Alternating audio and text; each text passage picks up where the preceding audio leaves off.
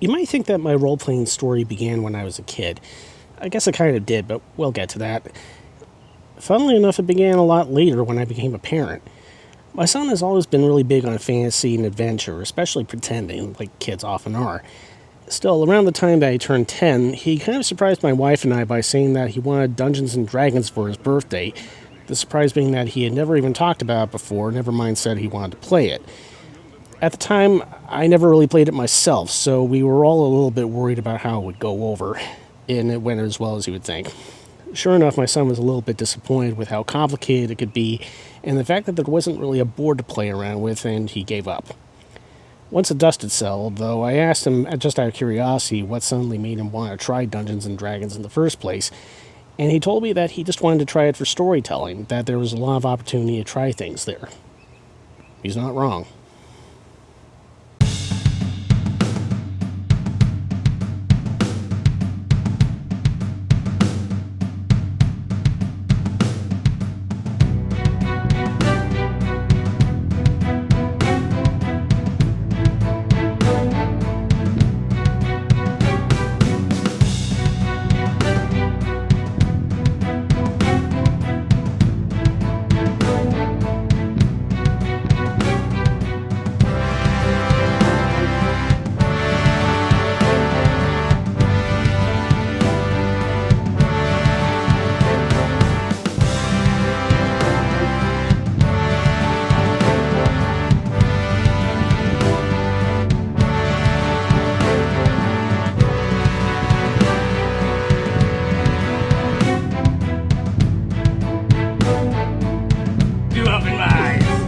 It happens with everyone. The sun got in my eyes. Why did that affect your hands?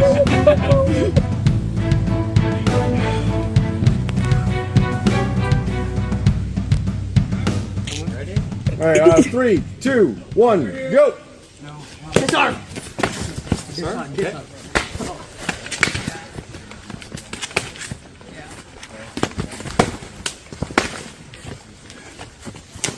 I feel like I should take a few steps back.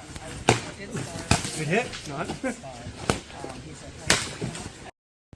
Modern role-playing games have been around for the better part of 50 years now, yet to a lot of people who don't play them, they come off as a very bizarre, nerd-heavy hobby, not helped by pop culture painting fantasy fans as maladjusted misfits of all ages who are obsessed with the minutiae of things like what certain spells will do to what monsters.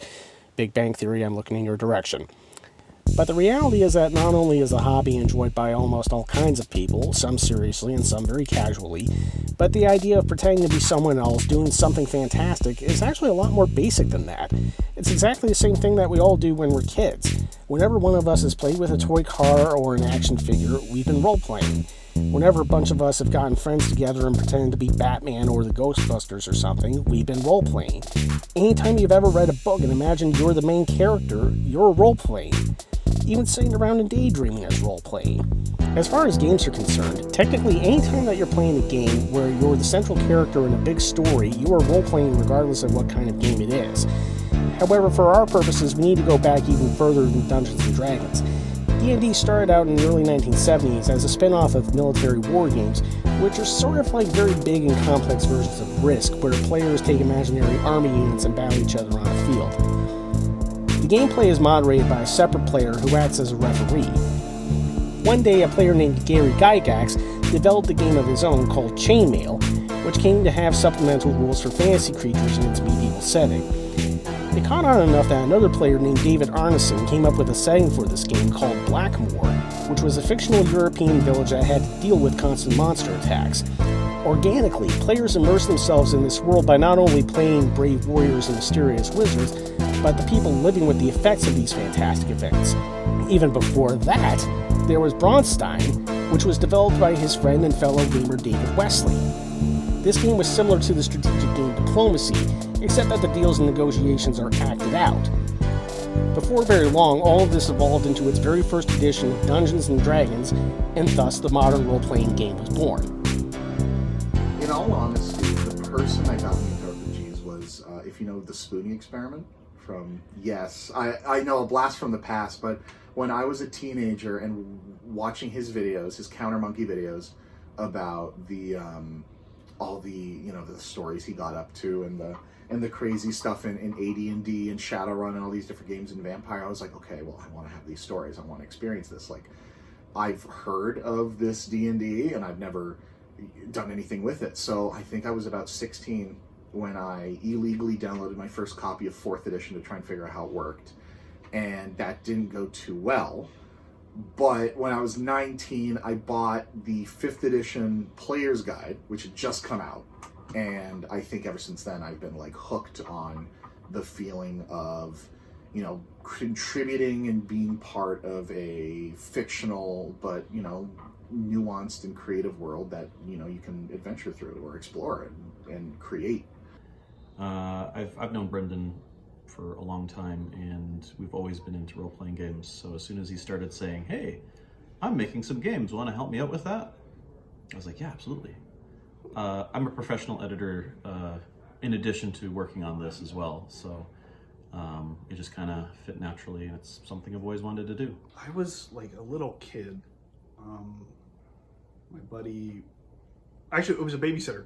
I had a babysitter who invited me to a D&D 3.5 game, and I was very rambunctious and caused the campaign to end within 2 sessions because I was just so annoying. And then after that, I just got really into them. I started playing with my friend's family. And then, yeah, I started with D&D as most people do, and I branched out from there. Yeah, I don't know. I started running games in like high school or maybe before that, and then I've been DMing or GMing since. How did I first get into it? A boyfriend, actually. We were supposed to go to a bar, and he asked if I wanted to go and play Dungeons and Dragons at his friend's place. And I'm like, yeah, I've heard about it. I've always wanted to try it. So I got to try it, and the first character I ever had was a thief. And every time we'd go into a room, I'd start searching it everywhere, trying to find hidden treasures, things like that. So you were a quick study then? Yeah, I was. That was 2nd edition Dungeons and Dragons. Right now we're into 5th edition Dungeons and Dragons. So. It's all started off in high school. In grade 10, I was a big fan of like the Warhammer tabletop games. And a friend of mine got a copy of Warhammer Fantasy Role-Playing 2nd edition. And he was explaining, hey, this is a game that's a bit like D&D, but it's set in the Warhammer universe. I grew up with stories of D&D because my dad played it when he was in university. So I thought to myself, hey, why not? Basically, I was hooked from start to finish. It was all worth it.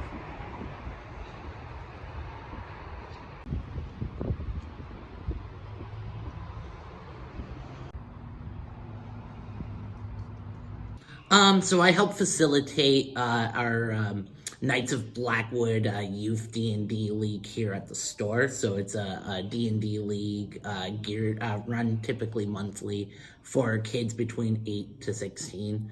And I help write the scenarios that we run. We run our own homebrew content. I help facilitate getting the like maps and materials and like figures and stuff or whatnot. I help coordinate with, we have other very capable game masters too on the roster, so I help coordinate with them to make sure they have what they need and able to run the games. And then we, of course, we run the games too. That's the fun part of the job. We typically run about 4 tables a month, so bi-weekly, and we'll run like the same scenario twice in a month. Typically would be able to fill about 20, probably 20 a month, because we're usually able to fill up at least 3 of the tables, and then sometimes we don't have, sometimes we have enough to run, like 4 people to run the 4th table. The demand for it's insane. Like we get like people on like wait lists and stuff, and it's an ongoing thing, so it's pretty episodic. So like in the course of the month, we'll run the same scenario twice, and then next month we make a new scenario, and so on and so forth. And then also over the course of the summer, we run some summer camps. So those are week-long events where we're doing a bunch of cool activities too. We're like teaching kids, of course, how to make their characters, and then we're like, they get a figure and they can like paint. We teach them a little bit how to paint, and we do some fun role-playing exercises, and then we have a week-long adventure too that they play through or whatnot. So those are a bit of longer thing. When we have new players, we have plenty of new players come in through our program over the course of the years that we've been running it. I find that the front loading of all the technical aspects and rules of the stuff is a little bit of a learning curve, but then I as a game master and we as a team here, we try to mitigate a lot of that by focusing on the fun aspects of the game, the dice rolling, the zany role-playing aspects to it. That aspect of the thing is very easy for them to pick up. You know, you set the premise, you're like, yeah, you're in a fantasy universe, you can do whatever you want. And then they're like, I want to go kill this guy in the middle of the street corner. Almost every kid does that. And I'm like, all right, cool.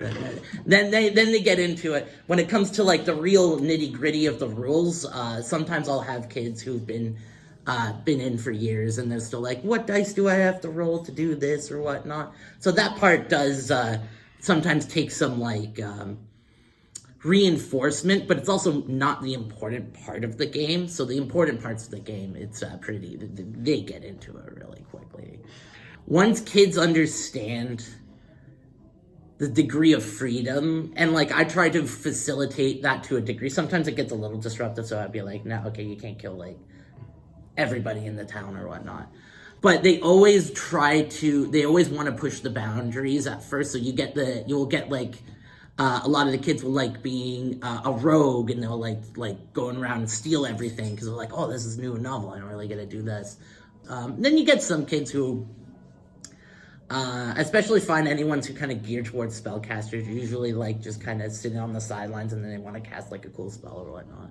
But yeah, definitely there are like a few main sorts of things, more personality types, less of like the class of the character, but more personality types that the kids will like kind of go into, mostly because I think they're just really exploring the freedom of the space and the hobby or whatnot, and like I try to encourage that to kind of get it out of their system, because eventually if they play the game longer and longer, then they will grow out of wanting to steal everything and then really absorb some of the stories that get run at D&D. If I have an absolute new player, I kind of explain that like we're in this universe, it's kind of like make-believe. Like I'll have a lot of visual stuff to show them to set the scene. I think it's really nice. It's not, of course, like a super necessary component of the game, but it really does get them into the scene.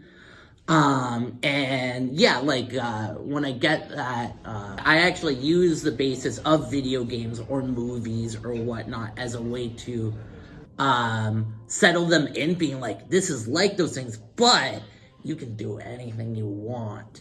They really do like that. They sometimes they require direction. Sometimes I'll have some kids who are not sure what to do with the freedom, so they'll often kind of watch some of the other kids, or how I'm making the world, like the non-playable playable characters interact with the universe or whatnot. And then after a while, they'll start to kind of get into the rhythm of things. And then some just launch right into it, and they're like, they just really like the, chaos. They really embrace, a lot of them embrace the chaos once they understand the kind of scope of the game, the pace of the game. And then I have to rein it in a little bit. And they're pretty receptive. There's a way to do that, where you'll be like, all right, but we do have a story that we should get through or whatnot, so we can't get sidetracked a lot. Sometimes they'll bore themselves with their shenanigans, like when they go off the deep end or whatnot, and I'm like, hey guys, if you want to have more fun,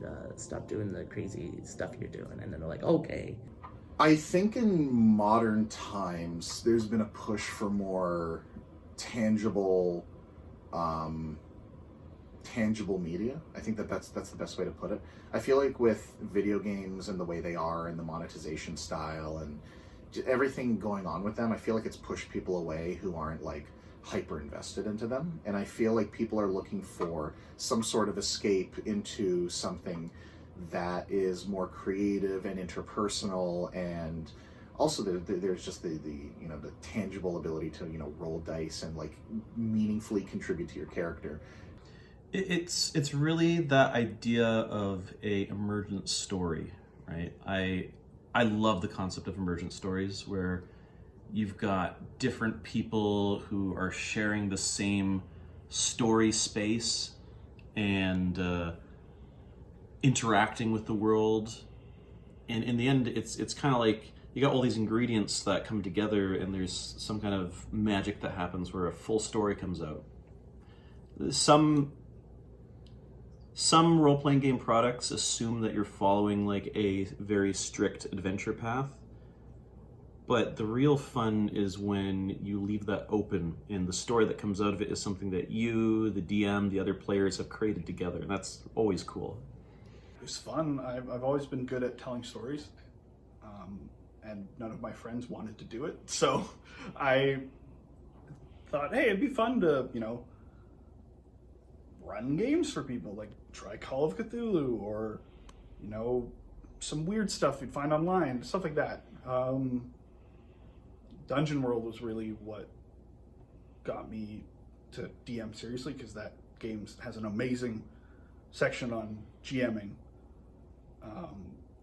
Yeah, and so that really opened my eyes to like, oh, you can do more stuff than just like random encounters or, you know, just standard dungeon crawling. You can like really make the game engaging for your players, and I really latched onto that. Well, I've always really liked tabletop gaming, D&D, and my little sister, she was about 10, 11 at the time, she showed an interest in it. So I decided to run a game, and that game lasted probably close to a year. And I had some friends that joined in as well that played the game. What have been some of your favorite experiences running a game? The surprise looks on players and their enjoyment. I like to give a good game that helps them really enjoy it. Yeah. Do you find that certain types of people are kind of predisposed to playing certain types of characters in RPGs? Oh, 1,000%. I have so many players who are like, I wouldn't call them one note, but they definitely have a style and they stick with it. I have one friend who's like, oh man, you know, I need to have a goon squad. I gotta have a group of guys that listen to me, and when we go into a thing, we gotta shoot everyone there, you know? He wants to be like the squad leader. I have one friend that's just like, if I'm not committing terrorist acts every session, why am I playing this game? Doesn't matter the game, if it's fantasy, sci-fi, or modern, he's just like, if there is not a large group of people who are bad getting melted, then why am I playing this game? But, of course, there are a lot of other people who I've played with and still play with who are much more nuanced with wanting to push their own ideologies to, like, you know, they play something not used to it. Like me, myself, like, I'm a very secular kind of person, and right now I'm playing a vampire game where I'm playing as a very religious, Dark Ages vampiric priest, and it's making me be like, all right, well, okay, well, how would I think? What would I do? And it's, I do that, and I know a couple people that do that, and I think it's this exploration of viewpoints and ideas that make people be like, okay, I want to try something new. But then again, there's also that comfort that people are like, I want to do this thing because it's cool, and it's like, fair enough. People like games for different reasons, and because they like the kind of story it tells, for example. And they will like to play different character types because they like certain characters in media or stories or whatever that have those kind of archetypes. To use Star Wars as an example, I know someone who always plays like a smuggler type character, because that person, she loves Han Solo, right? So she likes that sort of character. Even if we were to play like Dungeons and Dragons or some sort of old school Renaissance game, she'll play more of a roguelike character because she loves that kind of character in fiction and she kind of fits into it. But in doing that, you also, it's like acting, I guess, in a way. You get typecast after a while, and then it becomes kind of a breath of fresh air when you try a different sort of character type. It's a different mentality that, unfortunately, the most popular role-playing game in the world does not teach. But it's once people get it, they love it, and they'll keep coming back for that style of narrative game. I think when it comes to the player base with people, a lot of people are afraid to branch out. They see Dungeons and Dragons, which has been marketed heavily in a lot of pop media. Like Stranger Things pushed D&D into the forefront of the zeitgeist a lot back in the late 2010s, and even now, like Baldur's Gate has attracted a lot of people. And I think people who don't branch out are afraid that, like, oh man, but I committed to learning this. I'm scared of learning something else because what if it's different, and what if I don't get it? And I understand, because I was one of those people. I was one of those people that was scared to like branch out because it's like, oh man, but it seems like it's a big time investment to learn something new. But once you do, it's fantastic. It's great. And I think that a large amount of players are scared, and I think they need to take that leap of faith to like learn something new and do something new and find the niche that they're really going to sink their teeth into. So, for me, the best campaigns are ones where, as a GM, I am flying by the seat of my pants and making things up. And my games kind of reflect that. Like Hyper Mall, this one, is a game about being an assassin, a gig economy assassin. Like you're an Uber driver, but your job is murdering people. And it is full of rules about designing, like creating contracts for these hired killers, and they are generally really weird and will cause things to go off the rails. Because in this world, when people die, they get resurrected. They get a clone body, and their soul is put into it. So you have to find a way to permanently kill them, and that requires players to go off the rails, to like find places where the resurrection matrix, the thing that resurrects people, doesn't exist, or they have to hack it, or do a bunch of other weird stuff. And that no two groups I've ever run it for have ever solved it in the same way, and I think that's awesome. I just make it up out of my mind and write it down on paper, and if they're gonna go into a cave or a dungeon or something, I write it out on a paper, and whichever direction they go, I have it covered with another paper, and I let them see what they could see up to that point, and then if they go left or right or whatever, go into a room that has something, let them know what they see. Weirdly enough, a lot of the hobby is dominated by fear. Like I've had players create a whole subplot about like a clone society in like a Call of Cthulhu campaign that I was running, that like just off of one phrase they said, you can probably cut that because that makes no sense out of context. Sorry. LARPing is a slang term for live-action role-playing, and in simple terms, it's when you act out a role-playing game. You wear a costume, you have props, often you'll put on makeup, and what you do on a tabletop you'll also do in real life. Well, short of actually leaping across chasms and killing dragons anyway, they have to make some concessions. Modern LARP has been around almost as long as modern role-playing has, though it truly became popular in the 90s when Mind's Eye Theater published LARP rules for White Wolf's World of Darkness universe, namely games like Vampire the Masquerade. However, the basic idea has been around for thousands of years. Mythical battles were the regular subject of fights in the Colosseum in ancient Rome. If only LARP groups today had those resources. More recent variations are the war reenactments you hear about all over the world, from the Civil War to the Middle Ages to the War of 1812. Now, there's no other way of saying it. If some regular people find tabletop role-playing weird, they really find LARP weird. But you know something? The medical world doesn't.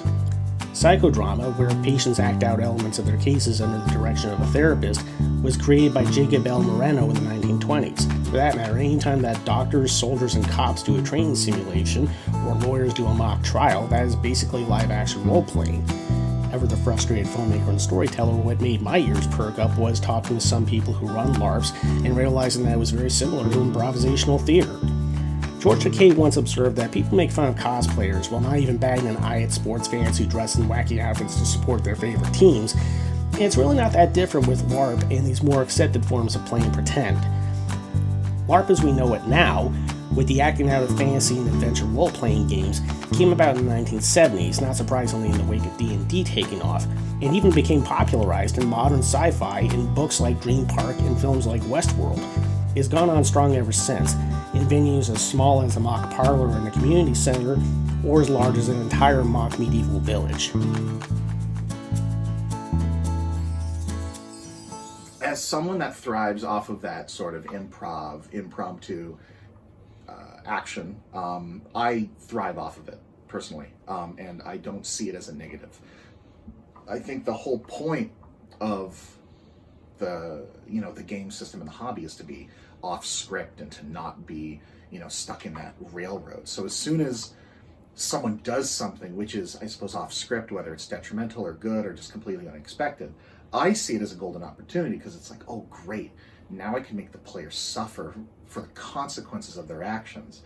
And that means I don't have to plan anything. I don't think I've planned an RPG session in like 3 years. Why would you be questioning a member of the guard? I'm not. A commander? I'm not. You enjoying Lotus Day, sir? Oh, you got a lot of questions then, don't you? You have to be so You think you got some suspicious minds on you? No. And you know who are the most suspicious folks at all, huh? The criminal set. I'm no criminal. I'm a member of the Lotus. This is a Lotus Day celebration. Is it now? It is. I'll tell you what that's our track of time, 1 days and such a week, let us know. Lotus Day. All time blurs together. If they just have more light.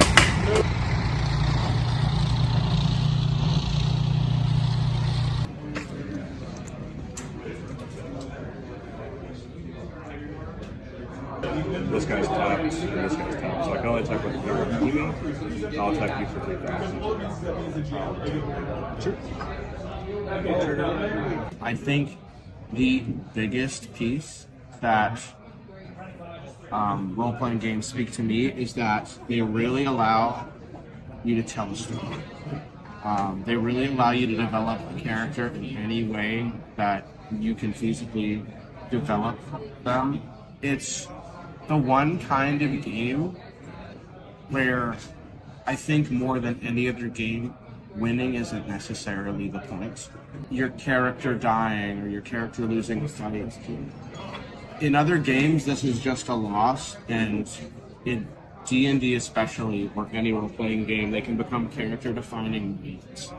How often does it kind of go off script in a good way? And does it just take life of its own?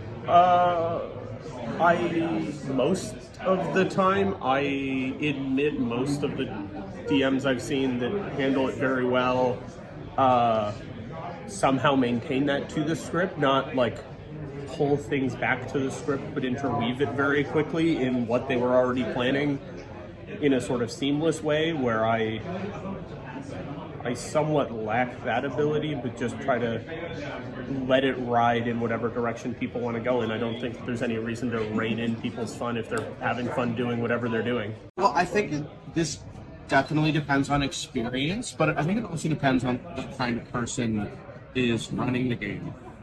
Some people are a lot more confident in their ability to tell their own story, and they know more about a story that they can make up on the fly, as opposed to maybe being like, hey, I don't know everything about the Forgotten Realms. I don't know how to deviate from script. I've definitely seen both.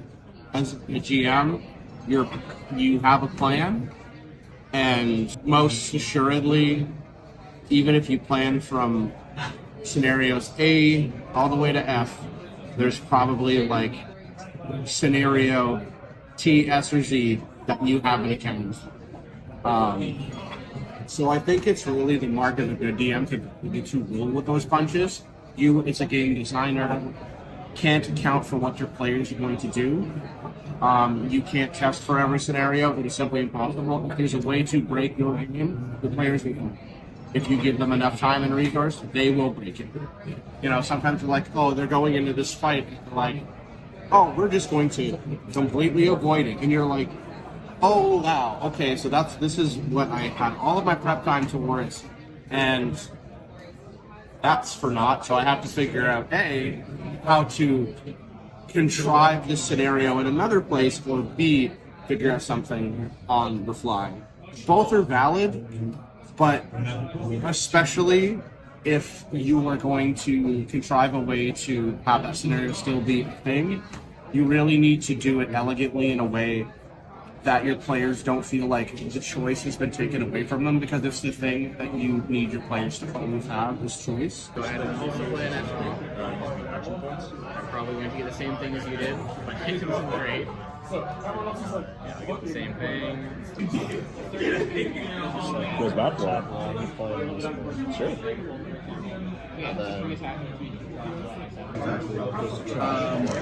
So with Magic, 60 card deck, you have throughout rounds, you need to swapping cards like that. Put one card, and then another card, and another card on the bottom. Right, just shuffle up a little bit more, and we're good to go. Whereas most games, you would count down a lifetime. This one here, you're counting upwards. You're gaining more of the story. So let's say, for example, I'm going to choose 2 cards from my hand. I don't want these cards in hand, so what I can do is I can bottom deck these cards, and I can draw the same amount that I've just bottom decked. So, from there, you can go ahead and play you can show your hand. You told me before that you, at your peak, you ran something like 3 RPGs at a time. How I did was you do running by not sleeping mostly, not practically. Mostly playing that many RPGs at a time is a combination of running one that is something I've run before, and then the other 2 are sort of concurrently being built at the same time. I don't know, as long as the scheduling works fine, I think running almost any amount of RPG is like pretty viable. The hardest part is persistently getting people to be available and eager and functional for whatever you're running, because like the actual running RPGs is daunting but like surprisingly easy. Like there are certainly people that like latch on to specific character archetypes, whether that's something they feel matches them or just like that's the first thing they played and that's where they're committed to, like this is a thing they enjoyed and why would they try something else when they're having fun with the thing they're doing. Yeah, I would certainly say that there are certainly people that latch on to a singular character archetype, but I don't think it's necessarily true for people generally. We play the game, they do something, and then I just run with the consequences of their actions, and then it just snowballs from there, because most times they're like, oh, well, I don't want to admit that I did anything wrong, and I'm like, perfect, we have content. Anyway, I think the line is when people are having fun. The line is, if people are getting frustrated because the campaign's going nowhere and they're spinning their wheels, that's a problem. But if people are having fun along for the ride, I think that's fine. I think it's perfect, actually. That's what you want. I play games to have fun.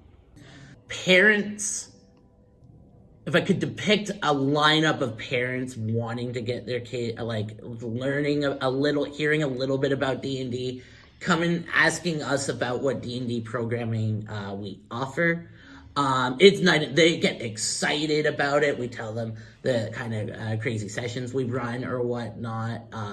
A lot of parents like embrace the fact that it's really good learning for the kids. It is definitely not there. That fear that used to be like my mom. I had to go through the talk when I was like in high school or whatnot, and she was kind of a byproduct of that, you know, fear mongering from the past. And, like, I had to convince her, I'm like, this is not devil worship, blah, blah, blah, stuff like that. Now, I don't think I've ever had a conversation even in that vein with a parent or whatnot. Either asking us about D&D or have entered, like, come into the store and, you know, sometimes we pitch our program to them or whatnot. It's always just enthusiasm, excitement. Maybe they're like, oh, I don't know much about this, but my kid's interested. And it'll be like, yeah, there's all this stuff. But it is always either curiosity or enthusiasm, or straight up like enthusiasm. It's night and day. You have to have direction to what people are doing, even if the players decide what the direction is ahead of time. You might have a situation where, okay, we need to break into this dungeon here and recover this artifact. Okay. You have a set goal there, you know what the players want to do, and you can then, in the next session, build your adventure around that. Or you might have a pre-published adventure and you know what the goal is, or at least the story hook is. Could be the same thing. Oh, there's this artifact you heard about in this dungeon. We should go down to explore it. But there's a couple of questions still there, like what is the importance of this artifact? Why are we going down there to do this? Why is it in this dungeon in the first place? Some of that you can fill out ahead of time, but some of that you can kind of leave open and let the players interpret it on their own and then use that later to build more stories and more adventures. 5th edition and I think Mothership content is very streamlined in such a way that it's like, this is the path forward. There are other supplements, like if I were to talk about Mothership, like A Pound of Flesh, which is fantastic, where there is this setting and things can happen in the setting, and it says, this happens in whatever order you want. These events will happen, but it is up to you to determine when and why and etc. But I feel like those supplements are few and far between. I think that there's a big struggle for especially new DMs who are running these sorts of written modules to be like, okay, what happens if something goes wrong? You know, you got to study the book, you got to memorize it, you got to make notes and stuff. So I think both the content itself and a lot of like, the negatives are that the content most times for written modules does not allow for that off script or those impromptu moments. But I think that also comes with the experience of the DM and also improv classes, funny enough. If you were to do that, then you would know like, all right, how do we make it work? You want to have a world that kind of exists so that people can inhabit that space when they're playing. And there are certain games where it's really well developed. So like, again, going back to Warhammer Fantasy, it's a setting that's been around since the 80s. It's really well developed. There's a lot of games that are based off of existing settings like Star Wars, for example. There's a lot of Star Wars RPGs. And they have a very set setting. There's the World of Darkness games, which like Vampire the Masquerade, and they're very much set in this well-developed setting from the 90s. That's really important because it helps give people a sense of, okay, what am I doing in this game? Who am I? But at the same time, I think it's also important to have kind of like these empty spaces for the players to fill out. What's immediately relevant, I think, is what's going to show up at the table. And if there isn't something that's been colored in yet, that's a place for players and the GM together to do world building at the table as they're doing it. So at what point do the characters stop being just a list of numbers and what have you on a sheet and become real? That's always, I think that's always honestly a very hard moment to pinpoint, because I think it's also dependent on the game system too. It's as much as like if we're talking 5th edition, there's like 2 numbers on there that relate to interpersonal connection, whereas the rest are like combat or crazy things you can do or magic, etc. And so I feel like there's this pouring out of a person's headcanon and as to what the character's motivations are, where they came from, and building this like this backstory for them that makes them more real. That's always the best. That's the holy grail you want. You can do all sorts of prep. In fact, I would say that the prep I do for my own games is very different than prep for developing adventures. I'm always prepping for my own games with the assumption that it will go off the rails and take a life of its own. So I will do bare bones minimum stuff, like saying, okay, this is the situation, this is the pool table as it's set up. You guys go nuts. I've played games where there was no set setting at the beginning, but it developed based on player input. Like they established that, oh yeah, dwarves turn into stone when they die or something, and it's like, okay, that's now a fact. Or reincarnation happens to be real. Okay, that's now a fact in the setting, and then I'll work with that. My friends love to add facts about settings about the setting that really throws a wrench in whatever I'm doing. They like to prank me. And games like The Quiet Year and stuff are great for that. Like, collective world building is something I'm really into. It's rather wet. Stay here. All right. This will be quick and possibly painless. We've had an egregious theft. Somebody has taken a possession of the Regent. Someone took the Regent? The hammer. Possession. Possession of. Oh, you knew it was a hammer, did you? That's the Regent. Who said that? The Regent. Oh, okay. It's my hammer. I was blinded by the spokes. Move down there so I can see my damn lord. Down there. Jesus, get out of the way. Oh, he's spicy. I have my beard on. Let you know. So, this is your one and only chance to tell me, and I'll believe you, that you just took it and put it someplace safe, right? So no one else untoward could take it away and steal it from this town. Right? So who's gonna tell me that they're just keeping the hammer safe? This is the one chance and I'll believe you. Is there a reward for a safety? You won't get stoned The by Lady continued Mine. good blessing of the region. I've been What running more games, reward so could you I pray had no for? time to go check it. Well, Regent, why don't I show you where it is? Okay. Well, Cadmus, Shall we have your knight attend you? Well, Cadmus, I thought I'd drop my clay of nature and make you relive your worst nightmare. For free. Come on over, it's 10 feet from where it was. Are you satisfied, Regent? Yep. The rest of you are free to go. I thank you for your support in this matter. So yeah, we got a whole bunch of stuff. We use these maps for to set the scene, and when the kids kind of get into a battle too, like we use it to kind of represent where their characters are and they're fighting. I'll just leave this out. We'll also have a whole lot of figures and stuff, a whole eclectic. I'm a bit of a collector and a pack rat myself. We'll often also 3D print particular models too. Like recently, in the fall, we had run a kind of a pumpkin-themed adventure. It's kind of loosely based off of Charlie Brown, so it was like about like the Great Pumpkin and stuff. So I'll create that. In fact, I think that's that guy will. That's actually.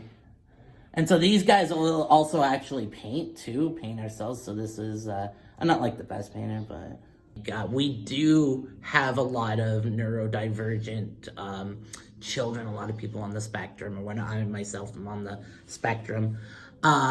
I have an example of one child, not name names, but there was a kid, as an example, a kid and their mom, had come in and they're like, same shtick, like they're like, oh, we're interested in D&D, blah, blah, blah. And I was able to, while I was working, sit down and have make a character with them all one-on-one. And the parents like, the child name is like really nervous, doesn't really like engage with people. There's like a lot of hesitancy, but like wants to explore the hobby or whatnot. And like even by the end of just meeting them for the first time and making that character with that child, like they started to warm up. And like then they came to our summer camps, and again, like the first day or so, they were like kind of nervous or whatnot. But by the end, now they've been with our program doing very consistently over the course of now probably a couple of years or so. And this kid is super outgoing, like makes all these jokes, has a really nice like relationship with me and the staff or whatnot. Like, for you to see that child in their current state with our with the doing like D&D and stuff like that. We once had a Dungeon Master summer camp where we kind of taught them more of the back end things or whatnot. And from that, if I recall, there were a few who were like, oh, I'm developing this kind of game or that kind of game. It does help kind of spark that creative light. I get more often than not kids who just really more are interested in just playing the game or whatnot, but you do get those few instances, those real like entrepreneurial mindsets from them. What I'll also find is that it does also kind of launch them into learning other games. Like we have a lot of miniature war gaming, like Warhammer and stuff, and then they'll be like, oh, I want to try this out, I want to try that out. And kind of branches them out. But yeah, a few, not a crazy amount, but a few of them, especially usually the older ones will be like, oh, I want to develop this or that. Yeah, that's my highlight. That's it for me. Well, I definitely gotta say, being in Gatehouse for today, just the amount that we poured out today. Put out a lot of meat, man.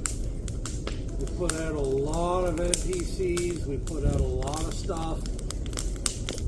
Also, guys, the times I've been out, just the roleplay that's been going on. The only low light I got is a personal one. My knee decided to go out because I decided to be a really dim-witted troll and jump a log twice. You lived up to the name. Cripples unite! Alright, Niven. Hi, I'm gonna Oh God. Kiki. Highlight. I can jump all the logs on the way from Regent's Road over to a bastion. I found that out on my way to go help fix that golem. I jumped every one. I thought that was cool. Huzzah. Second, I ended up mimicking a wraith call perfectly, and that was funny as shit. Third, whatever Brax was doing in that jail cell, I don't want to know, but that was funny as shit. Low light, you cannot guess it. I'm losing Niven's balls right now. And once we're done, Leroy, let me let go of that. Niven, you sound like you're back in high school. Lady mine. Lots of highlights. I'll make it fast. The turnout, phenomenal. I got to help kill a golem. Yeah! You were right in there. The cultist, that was so much fun. Whoa. Video. That was fun. Yeah, I had a great day. The only low light I would find is my feet are getting really sore. These boots suck for arch support, so gotta work on that. And what do you think the future holds in terms of technology as things like VR become more sophisticated? It could go in a million different directions. We could see, some sort of immersive VR happen. We could also see somehow people just using VR as like a virtual tabletop where they can then see each other in the same room, sort of, to some degree. But I think that technology already exists. I'm not entirely sure. I really don't like virtual D&D or virtual RPGs. I feel like it takes that crucial interpersonal element away.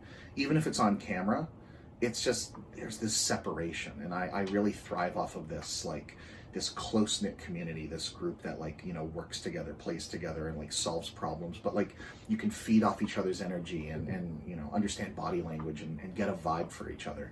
So online, I think, is kind of a detriment. It's more accessible, but at the same time, it separates people to the point where the game feels almost more artificial. Personally, I don't like virtual gaming,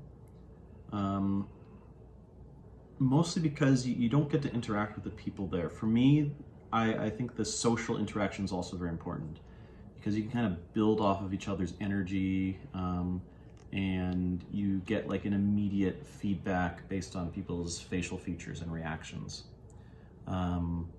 So in that way, shifting to a different format does make for a very different game. But then again, a good friend of mine, most of his friends live out west in British Columbia. So he likes to play games with them because he knew them back in high school. They've been a gaming group forever. And so that's the only way they can get together. So in that way, virtual gaming becomes a huge asset because it connects them, it lets them have at least a taste of that social interaction, and the gameplay takes on a different element because they can use a virtual tabletop. What other role-playing games have you tried? I've tried Dungeons & Dragons, Vampire. For LARPing, live action role-playing, I've done Vampire. I've also done Changeling, and Nero, which stands for New England Role-Playing Organization. That was the first LARP I ever tried, and I played it for many, many years. I got nothing against LARPing. It sounds really cool. I would love to do like a Bronze Age or something, because I love archaeology.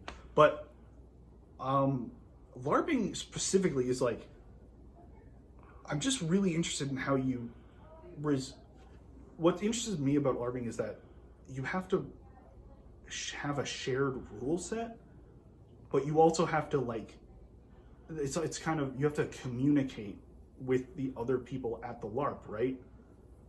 And make compromises to these rules to accommodate the fact that you are hitting each other with foam swords or pretending to cast spells or whatever, right? Mm-hmm. So you can't just rely on what's in your book. It's a lot of fun. A lot of people get together. You play for a weekend, you know, lots of different modules and things like that. You can, quests you can go on. Before COVID, the last few years before COVID, I was working in the kitchen more so because I can't run as good anymore as I get older. So, but I still would come out if someone was injured in the tavern. I'd come out and heal them and stuff because I could heal. So I have a limited experience with it. I think it can be very fun, but unlike D&D, I think it still kind of suffers from a little bit of stigma. LARPing is maybe one of the few fringe hobbies where you might encounter that. I do think it's fun, but I think I prefer sitting down at a table. I've only done a LARP once. I did a World of Darkness LARP session a couple years back. I don't really have enough experience to give a opinion on that. It was kind of fun though. It's more stressful running a LARP because it's a whole weekend. You've got to organize the people who are playing the monsters and such, and give them their treasure for when they fall down and get searched and stuff. And if it's for actual modules, like you got to stop, set it up with the people, they do their thing, stop, go further down, set it up with the people, do their thing. You know, so it's more stressful, and you have to come on with a full story that's pretty much one way. It doesn't have a chance to really split as much as a tabletop can. For Nero, for example, if you're doing a quest, then you have to go a certain way for that quest. You can't go off to this way because there's nothing that way. You know, you have to follow the road that leads you to where the quest is going to end. I never thought about that. You need so many more resources to make that happen. So it's tougher for sure. On top of the city. So I think they're interesting. If I were to find a consistent way to play them in my very busy life now, I probably would. But in the grand scheme of things, I definitely prefer the table. I'd love to try a LARP one day. Honestly, I've heard stories and I've seen it, and I'm fascinated to have like this augmented reality sort of look at RPGs and like how that would be run. I've seen essays and videos and documentaries on it. I've talked to people who have done it, and I don't think anything can compare to doing it. And I really want to. I think that's interesting. I don't know. It's funny. It's weird, and it's kind of cringe, but it's awesome. I don't know how else to describe it.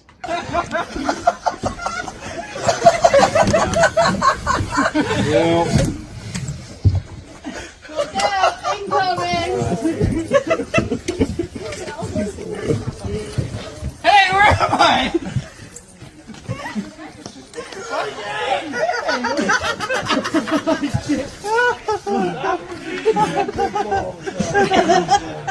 I gotta put you somewhere.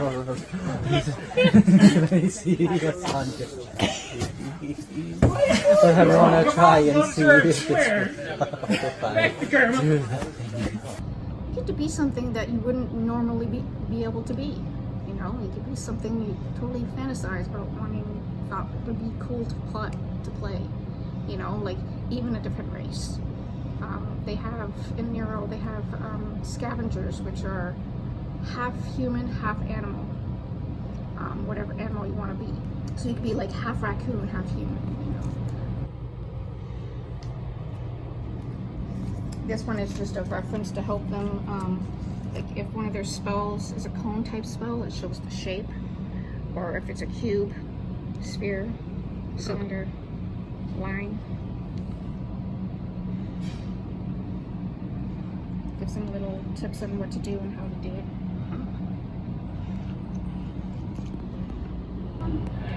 Some people like to play a certain type of character better than others, but they encourage you not to play the same race twice in a row. Try and play one and then something else. Talado, do you see it? No. I'm talking to the up and down. I'll grab the person. Something that's gonna hit me. It ain't no now. East, watch out, there's an invisible golem around. Do we hear any noises? I smell it. It's off to the left. That's where the smell's coming from. I don't smell nothing, but you point, I'll swing.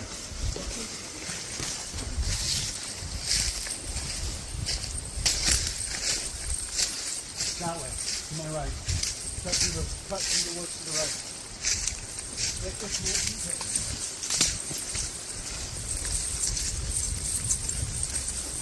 If you are following me by scent, you should not be able to keep up with me. They can't stop it. There's no way a golem went through this thick of wood. It's straight ahead. That's where the smell's going.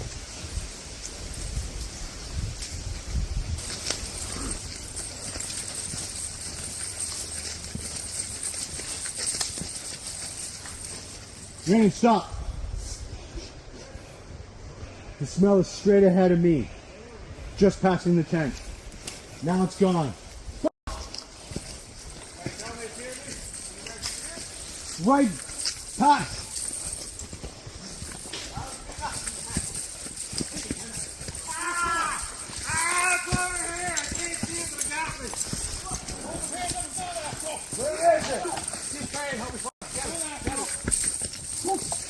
Oh, that sucks. Oh, that's a dirty bugger. Okay. No more Mr. Nice, guys. You want again? Wait, let me touch its thing. Left. Okay. Now it's gone. Hey. Where is this thing? If we take the swing, it'll be quicker on the Murderville, eh?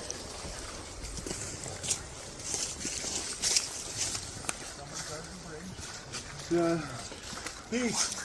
I'll stay on the bridge. Stay on the bridge. You go with them. You must have heard it or when you swing. I'll call if I need it. There's no way it went through this thick of wood. So we can cut it off. Where do you want me to go? Shockwave doesn't actually do damage, right? That's what.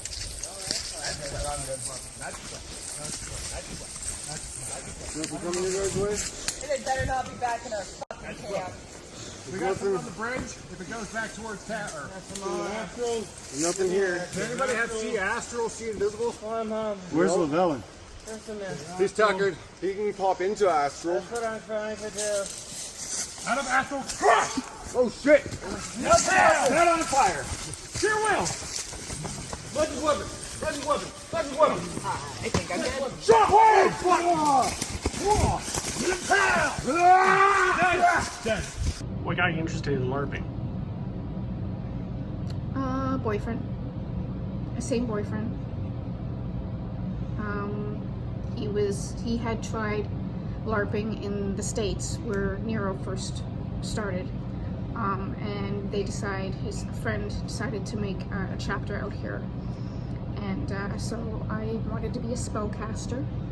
And the packets for spells, they're made out of cloth, and inside the cloth is a type of bird seed, ones that don't have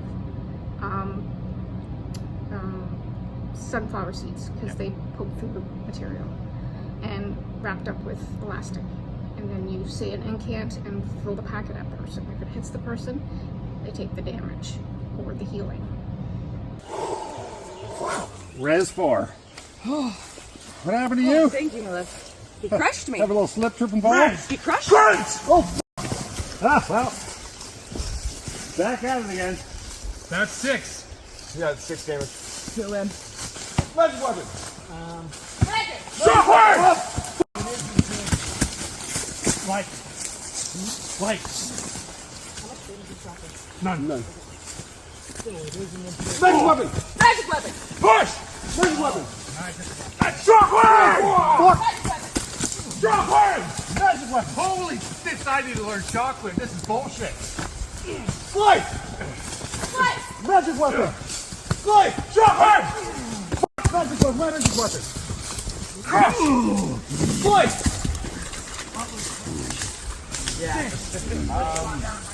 The entire day was great. I loved it. I don't think there was a single part of it I didn't like, except for... Role-playing is a funny thing. At face value, it seems weird, but it actually speaks to very human, everyday things.